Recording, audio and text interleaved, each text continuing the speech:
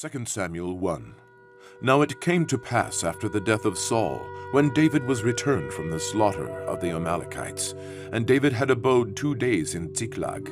It came even to pass on the 3rd day that, behold, a man came out of the camp from Saul with his clothes rent, and earth upon his head. And so it was, when he came to David, that he fell to the earth, and did obeisance. And David said unto him, From whence comest thou? And he said unto him, Out of the camp of Israel am I escaped. And David said unto him, How went the matter? I pray thee, tell me. And he answered, That the people are fled from the battle, and many of the people also are fallen and dead. And Saul and Jonathan his son are dead also. And David said unto the young man that told him, How knowest thou that Saul and Jonathan his son be dead?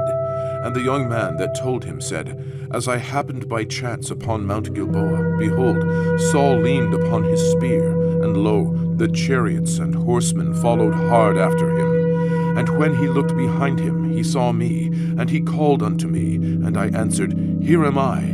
And he said unto me, Who art thou? And I answered him, I am an Amalekite. He said unto me again, Stand, I pray thee, upon me, and slay me, for anguish is come upon me, because my life is yet whole in me. So I stood upon him, and slew him, because I was sure that he could not live after that he was fallen. And I took the crown that was upon his head, and the bracelet that was on his arm, and have brought them hither unto my lord. Then David took hold on his clothes, and rent them, and likewise all the men that were with him.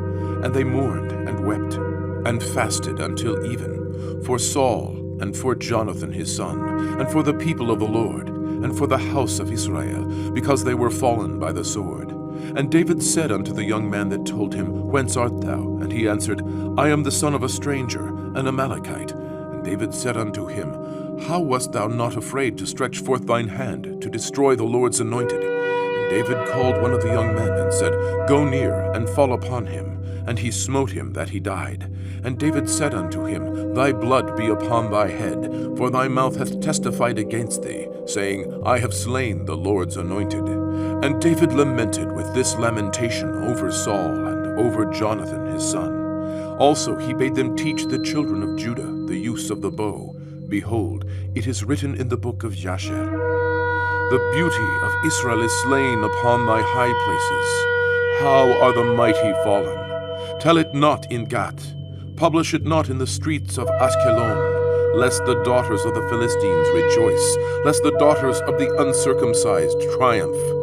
Ye mountains of Gilboa, let there be no dew, neither let there be rain upon you, nor fields of offerings, for there the shield of the mighty is vilely cast away, the shield of Saul, as though he had not been anointed with oil. From the blood of the slain, from the fat of the mighty, the bow of Jonathan turned not back, and the sword of Saul returned not empty. Saul and Jonathan were lovely and pleasant in their lives, and in their death they were not divided.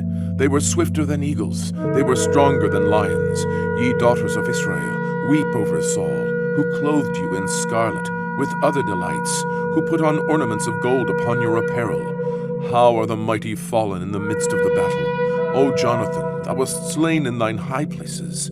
I am distressed for thee, my brother Jonathan. Very pleasant hast thou been unto me. Thy love to me was wonderful, passing the love of women. How are the mighty fallen, and the weapons of war perished!